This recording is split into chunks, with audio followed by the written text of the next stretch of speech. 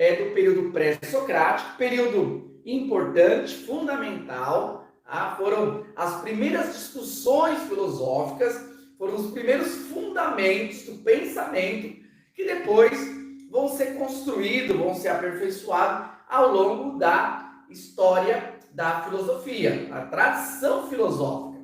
Mas é importante que a gente já inicie estudando os pré-socráticos. Por quê? Porque eles desenvolveram pensamentos que Platão, Aristóteles e outros filósofos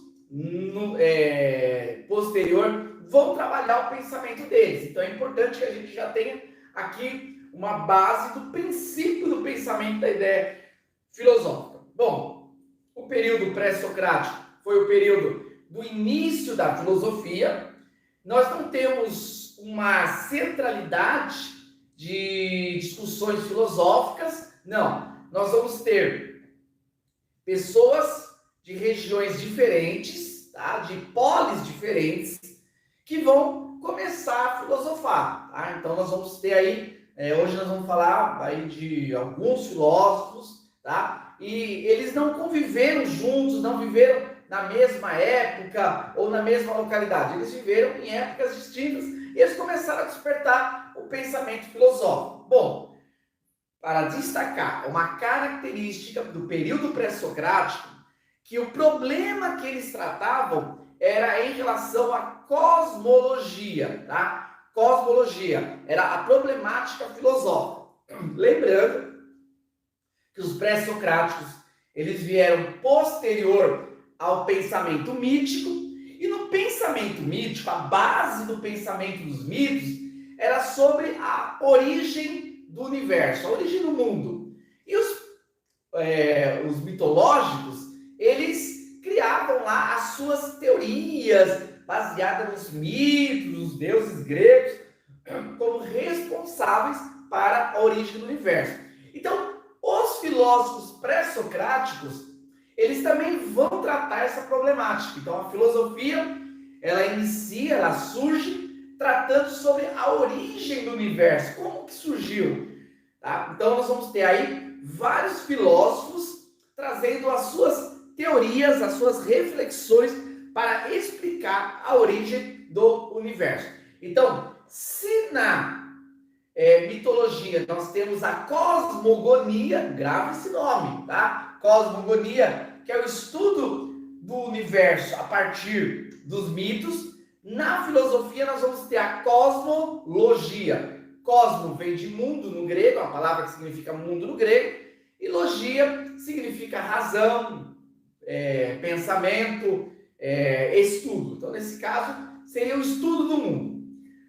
Os filósofos pré-socráticos, eles não eram ateístas, tá? Eles não eram pessoas que não acreditavam nos deuses gregos. Tá? Esse pensamento ateísta é um pensamento contemporâneo. Na antiguidade, a gente não vai ter nada que chegue perto disso. E os filósofos também partiam dessa mesma concepção. Então, todos os filósofos antigos acreditavam nas divindades. Porém, eles não acreditavam, de repente, como era ensinado na mitologia. Então, eles tinham já uma concepção do divino, dos deuses, de uma forma racional. Nesse caso, os pré-socráticos, então, lembre bem, eles não eram ateístas, né? Não é que eles não acreditavam que existiam os deuses gregos. Eles acreditavam que existiam os deuses gregos, que os deuses gregos eram responsáveis, mas eles queriam uma explicação racional da origem. Eles queriam entender qual era a substância, qual era o princípio pelo qual as coisas foram criadas. Então, como eles vão partir de um pensamento filosófico pautado em algo que tivesse lógica para eles, que eles compreendessem dentro do raciocínio, eles se pautaram no quê? Nos elementos materiais. A partir dos elementos materiais, eles vão trazer uma concepção. Então, nós vamos ter um primeiro grupo de filósofos pré-socráticos que são caracterizados como os milésios. Quem eram os milésios? Os milésios, eles acreditavam de que existia uma substância e essa substância, ela se multiplicou, ela se transformou e deu origem a tudo que nós temos no universo. Então, tudo começou de uma partícula, de uma substância, e essa substância é que deu vida a tudo que existe no universo. Então, nós vamos começar primeiramente com Tales de Mileto. Tales, o mesmo que os matemáticos conhecem do Teorema de Tales. Tales, ele vai dizer o seguinte: ele vai analisando lá o Egito, a importância do Egito, como é interessante, como o rio, né, o rio Nilo, perdão, né, lá no Egito, ele subia, as águas subiam, alagavam toda a região do Egito e ali gerava o quê? Depois a plantação. Então, havia uma grande regava, né? A água cobria toda aquela região seca, árida, aí proporcionava, depois o rio descia, né? E aí proporcionava que tivesse uma grande lavoura. Os egípcios, eles enxergavam isso como algo milagroso, então eles tinham aquele fenômeno do rio Nilo como algo milagroso. Tales, que era grego, ele vai observar lá no Egito essa manifestação do rio Nilo, e ele vai perceber que a água é um elemento importante, a água que dá vida, é a água que gera, né, na realidade, as plantações, a terra precisa de água para poder frutificar sementes. Então, nesse caso, Tales, ele vai construir a primeira concepção filosófica. Tales é considerado o primeiro filósofo. E ele vai dizer o seguinte, que o universo, ele surgiu da água. Tá? Claro,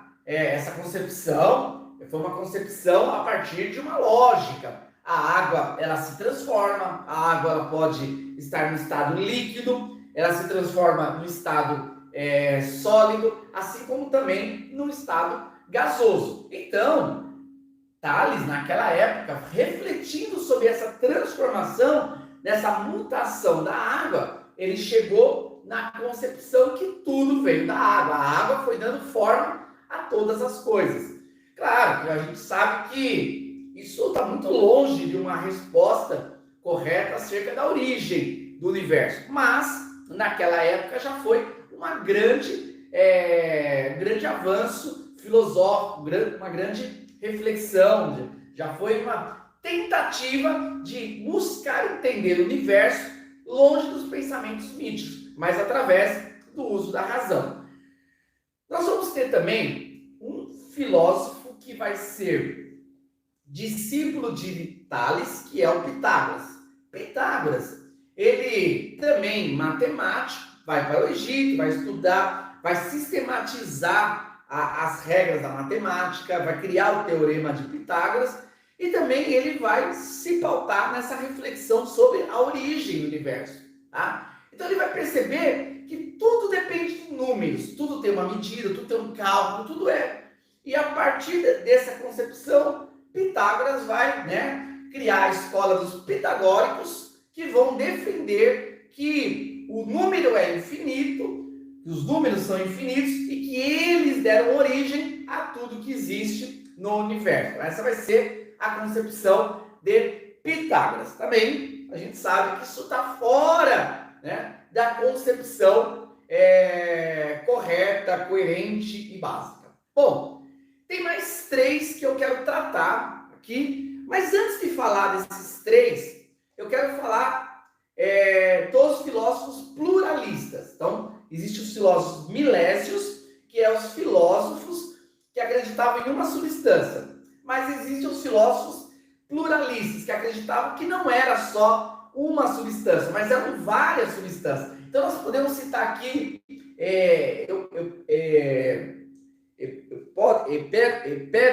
Empédocles, nome complexo, Empédocles, né? Empédocles, ele defendia que o universo veio da água, do ar, da terra e do fogo. Então, ele trabalhou esses 4 elementos, muito comum em algumas culturas orientais, essa ideia dos 4 elementos, fundamentais e tal. Então, Empédocles vai, né, como filósofo, ele vai analisar essas 4 substâncias e vai ver que tudo é oriundo dessas 4 substâncias, que elas dão origem a tudo.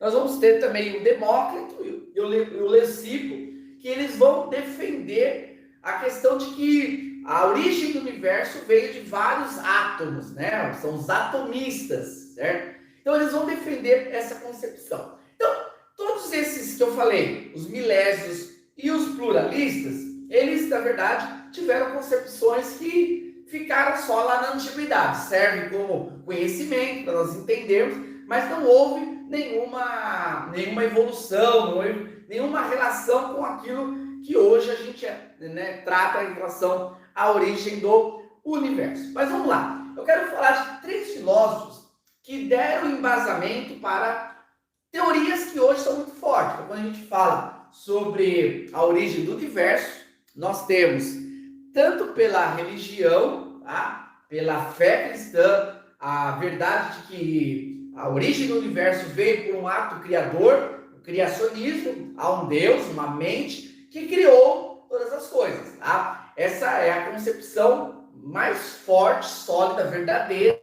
em relação à origem do universo. Ok? Não precisamos aqui divagar em várias em dúvidas e cair no ceticismo, não. Okay? Isso é muito lógico e a verdade do criacionismo ela é defendida principalmente pelas escrituras, palavra de Deus. Também ela é defendida para aquele que questiona e não reconhece as escrituras, por não entender os fundamentos das escrituras e a prova da sua infalibilidade. Nós temos também o design inteligente, que é uma teoria da ciência que reconhece que precisa ter uma mente poderosa e perfeita para arquitetar o universo. Uma grande ala da ciência já reconhece que a ideia de que o mundo veio da evolução não tem fundamento, tá? Então, essa ideia do evolucionismo como a teoria da ciência, isso serve lá na escola, tá? Isso serve lá o teu professor de ciência, o professor de história, o professor de sociologia, tá? Essa é uma concepção que vem de um doutrinamento que tenta colocar como que a ideia do criacionismo é uma ideia da religião e a ideia da ciência, a ciência ela é evolucionista, é um equívoco, tá? O evolucionismo é uma de várias teorias da ciência. A ciência tem várias teorias, tá? Então, o evolucionismo é uma das teorias que já não tem grande embasamento e não tem grande credibilidade em relação à sua certeza, à sua comprovação, tá? Até porque a ciência nunca trata com certeza. A ciência sempre trata com probabilidades. Então, a gente não pode também ficar refém da ciência, como se a ciência tivesse autonomia sobre a verdade. Isso também é um grande equívoco. Então, olhando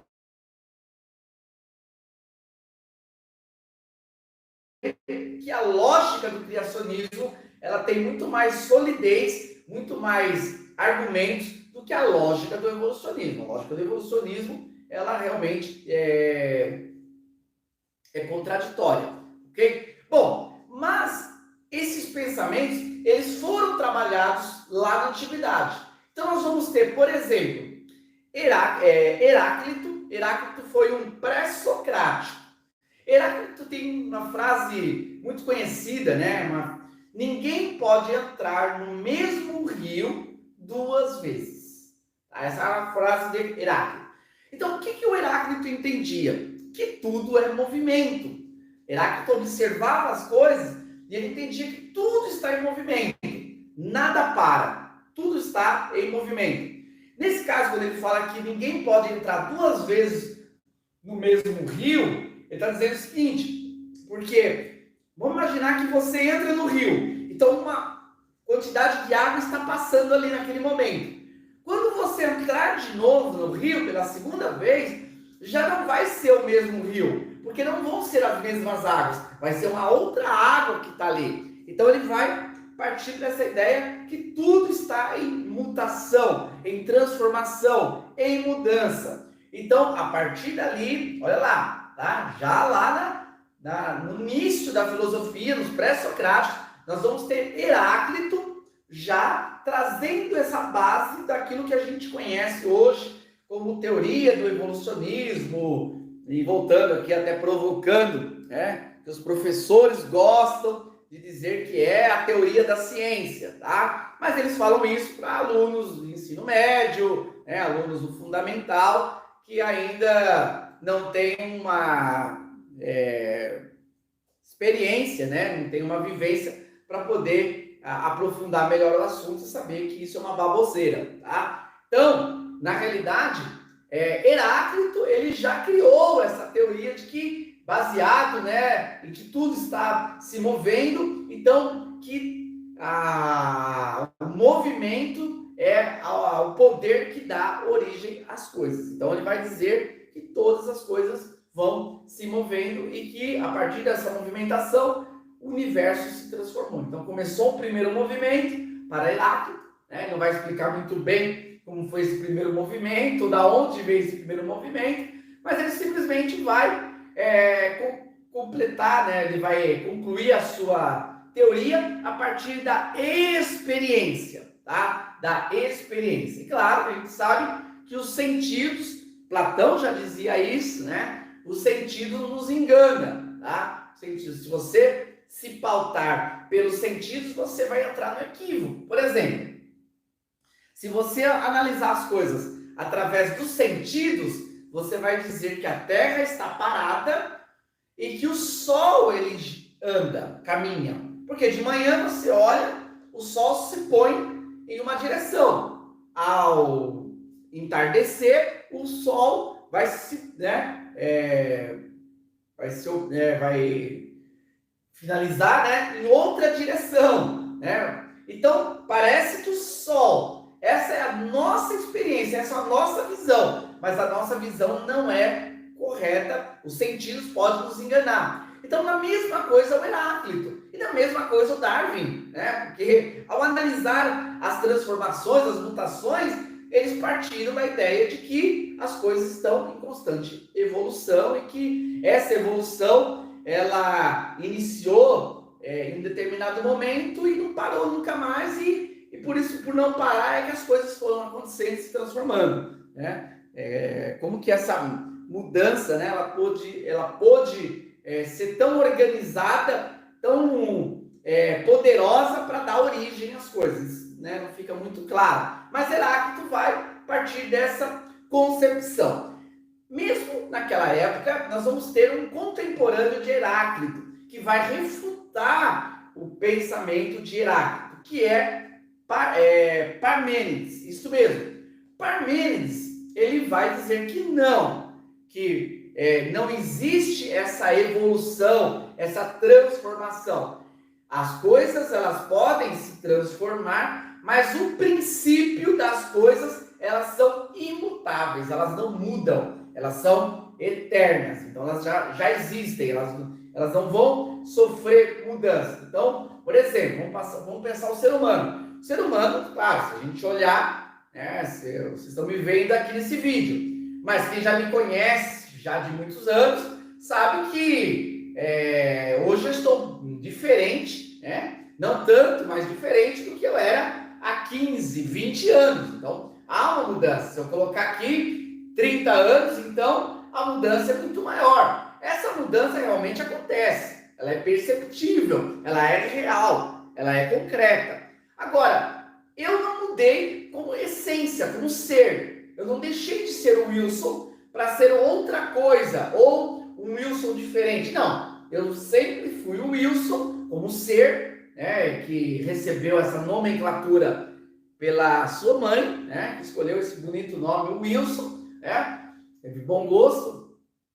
E esse nome, na verdade, ele representa aquilo que eu sou, me identifica como pessoa. Então eu posso mudar daqui uns anos, né, os cabelos brancos, ou nem cabelos de repente, né, mais rugas na pele, vai haver mudança, mas a essência não muda. Então, a mesma coisa se nós olharmos a questão do universo. Existem mudanças, claro que existem mudanças, mas a essência das coisas, ela não muda. O ser humano vai ser sempre ser humano, a Terra vai ser sempre Terra, ela pode passar por mutações, mudanças e tal, mas vai ser sempre Terra, o fogo vai ser sempre fogo, a água pode pegar várias mudanças químicas, tal, elementos, mas a água, na sua essência, vai ser sempre H2O. Então, a essência não muda. E quem vai refutar Heráclito já naquela época é Parmênides. Parmênides vai trazer a concepção de que os princípios da substância, elas não mudam como entendia Heráclito. E isso realmente vai gerar aí uma grande confusão e um grande conflito filosófico. E quem vai tratar melhor isso, quem vai explicar melhor isso, é Platão. Platão, ele vai vai criar a sua teoria a partir de Parmênides e Heráclito. Então, importante que vocês aí possam ter entendido. Se não entendeu, a gente tem um vídeo também detalhado sobre os pré-socráticos, vocês podem acompanhar com mais calma, e também pode deixar uma pergunta também aí nos comentários. Olha, não entendi, explica melhor. Mas lá na frente, quando a gente for falar sobre Platão, daqui a algumas semanas, a gente vai voltar em Heráclito e Parmênides, porque ele trabalhou esses dois filósofos. E para terminar, nós vamos ter aqui Anaximandro, tá? O Anaximandro, ele vai chegar mais perto da verdade, tá? Claro que o Parmênides foi muito importante, porque ele vai entender a essência, só que o Anaximandro, ele vai mais além, tá? O Anaximandro vai dizer o seguinte, que a criação, a obra, a origem do universo, ele não veio do próprio universo, não foi a própria substância que deu origem, não. Para Anaximandro, existe o indeterminado, o apeiron, é o termo que ele vai usar no grego, o apeiron, que significa o indeterminado, algo que está fora da substância, algo fora da matéria. Então, o único pré-socrático que realmente vai chegar mais perto da verdade do criacionismo é Anaximandro, que ele vai entender, não, o universo não veio da substância. Nós não podemos procurar na substância e nenhuma substância para encontrar. O que vai determinar, o que determinou a origem está além da obra criada, está além da matéria. É o indeterminado. Então, o indeterminado, o infinito, ele é que deu origem à realidade das coisas. Então, nós temos aí, vamos se pautar um pouquinho dentro da questão da historicidade. Se nós pautarmos na falácia do evolucionismo, a gente vai ter como origem o Heráclito. O Heráclito, então, quem estuda o evolucionismo vai ver lá que Heráclito foi o pai dessa ideia, dessa teoria.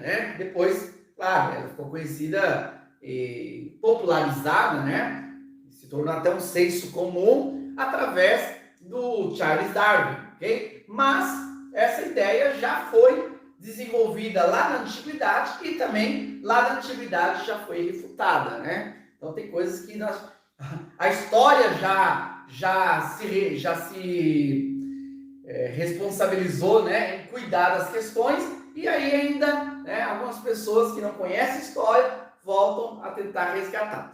E aí, se nós buscarmos dentro do criacionismo, claro que o criacionismo não precisa da filosofia para se fundamentar, É muito importante entender que as escrituras, ela fala por si só, como autoridade infalível. Não é a filosofia, nem a ciência, nem a sociologia, nem a matemática, nem a língua portuguesa que vai determinar a verdade das escrituras. Aliás, é a verdade das escrituras que por si só já se revela como verdade. Agora, como é uma verdade de Deus, e Deus tem controle, Deus é a fonte de todo saber, essa verdade também pode ser conhecida e entendida por outras línguas, por outras campos de conhecimento. Nesse caso, a filosofia também vai, dentro do racionalismo, dentro do uso da razão, se aproximar da verdade da revelação das Escrituras. Então, a gente tem em Parmênides, que vai entender, ele não era um cristão, não, né, mas ele, racionalmente, ele vai construir a verdade de que existe já um princípio estabelecido, e esse princípio não muda. Então, não houve evolução, houve criação. E nós vamos ter em Anaximandro um importante pensador que vai defender, tá? Aqui. Emily. Oi, deixou uma frase aqui. Muito obrigado, agradeço aí pelo apoio. Muito obrigado. Então, o Anaximandro. Deixa eu ver aqui. Evelyn, ó, eu tô ruim de vista, me perdoe, Evelyn. Oi, Evelyn, uma aluna muito dedicada, também estudiosa de filosofia, uma serva de Deus, um prazer. Obrigado, Evelyn, por nos honrar aí com a sua presença aí, tá bom? Muito obrigado mesmo. Glória a Deus aí pela tua vida. Então, Anaximandro, ele vai também defender e ele vai mais longe, ele vai dizer o seguinte, racionalmente, né, através dos seus pensamentos, ele vai concluir que o conhecimento da verdade não está na matéria, mas está fora da matéria, né? Claro que ele não conhecia a revelação de Deus, as Escrituras, mas ele entendia, pela lógica da razão, que a verdade da criação, ela não está na própria criação, mas fora da criação. Que também, tá?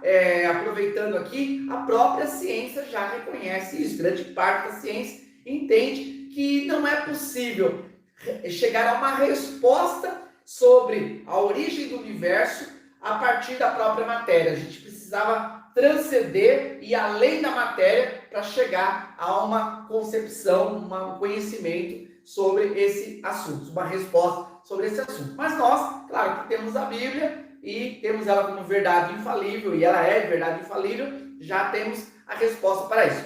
É isso aí, pessoal. Então, foi aqui só uma primeira reflexão sobre os primeiros filósofos, as primeiras discussões, tá?